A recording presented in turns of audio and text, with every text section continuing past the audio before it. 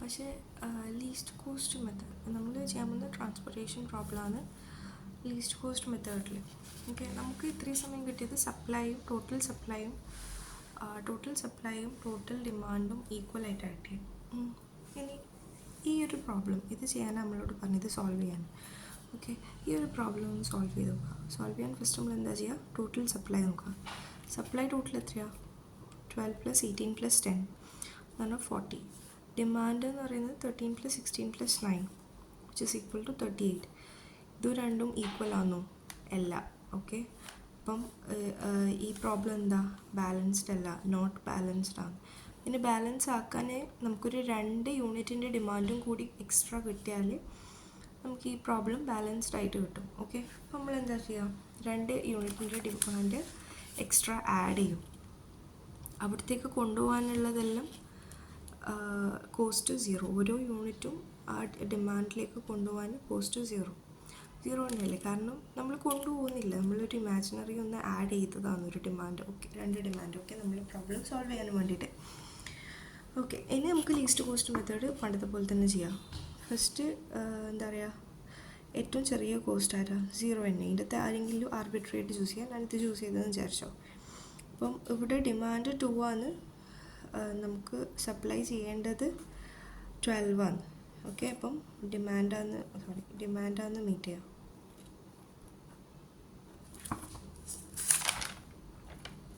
Okay, ഡിമാൻഡാന്ന് meet ചെയ്യാം. Okay, ഇവിടെ 2 എഴുതി. ഇനി ഇവിടെ 2 എഴുതിയേ, അപ്പം ഇത് കട്ടായി. അപ്പോൾ ഈ ബോക്സും പോയി, ഈ ബോക്സും പോയി. ഇനി എന്താ ചെയ്യുക എന്ന് വെച്ചാൽ,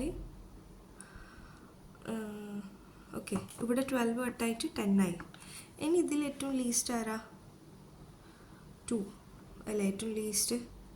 ഓക്കെ, അപ്പം ഈ 2ന് നേരെ 18 ഉണ്ട് 13 ഉണ്ട്. അപ്പം ഡിമാൻഡ് 13, സപ്ലൈ 18 ആണ്. അപ്പം നമ്മൾ ഡിമാൻഡാന്ന് മീറ്റ് ചെയ്യാം.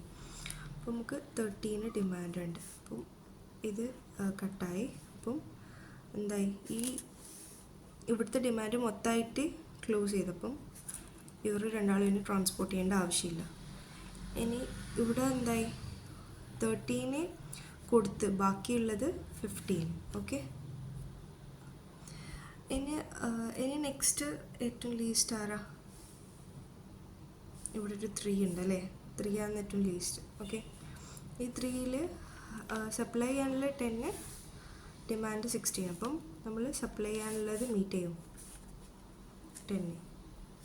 അപ്പം ഈ ഒരു ബോക്സ് മൊത്തം ഒന്നും ഇനി ഈ ഒരു ഭാഗത്തിനൊന്നും ഈ ട്രക്കിലൊന്നും സപ്ലൈ ചെയ്യാനില്ല.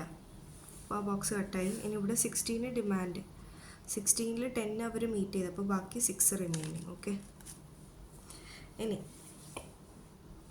ഇനി നെക്സ്റ്റ് ആരാ ചെറുത്? 4 അല്ലേ, 4.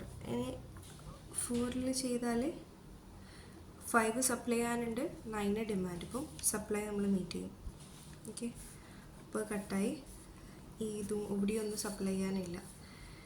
ഇനി ഇവിടെ എന്തായി, 9 പോയിട്ട് 5 കിട്ടി. ഇനി നമുക്ക് 4 കിട്ടാനുള്ളൂ. അവിടെ എഴുതാം. എന്നാകുള്ളത് ഇവർ രണ്ടാളും ആരാ ചെറുത്? 6. ഓക്കെ, 6ൽ എന്താ പറയുക, 10 ആണ് സപ്ലൈ ചെയ്യാനില്ല, 4 മാത്രമേ നമുക്ക് വേണ്ടൂ. അപ്പോൾ 4 ഇവിടെ എഴുതാം. ഇതെന്തായി, 6 ആയി. 6 കൊടുക്കാണ്ട് 6 വാങ്ങാണ്ട്, അപ്പോൾ ഇവിടെ 6 തന്നെയാണ്. അപ്പോൾ നമ്മൾ ടോട്ടൽ കോസ്റ്റിന് എങ്ങനെയാണ് നമ്മൾ എഴുതുക? പഠിച്ചിട്ടില്ലേ, അതായത് 10 × 3 പ്ലസ് 13 × 2 പ്ലസ് ഇത് 5 × 4 പ്ലസ് ഇതില്ലേ 2 × 0 0 തന്നെയാണ്, പ്ലസ് 6 × 7 പ്ലസ് 4 × 6. ഓക്കെ, ഇതാണ് നമ്മളെ ആൻസർ വരാൻ. ഇതൊന്ന് കാൽക്കുലേറ്റ് ചെയ്യാം. ഓക്കെ.